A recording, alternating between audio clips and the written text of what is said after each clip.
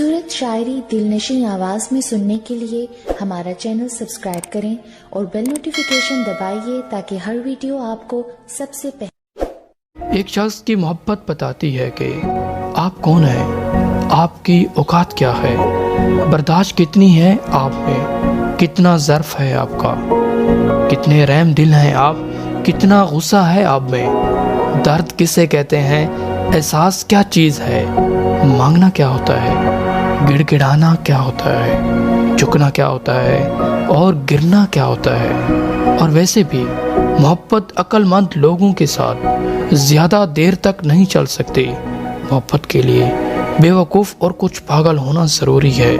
अक्लमंद लोग मोहब्बत नहीं तिजारत करते हैं। खसारा देख कर ही रास्ता बदल लेते हैं, खसारा देख कर ही रास्ता बदल लेते हैं।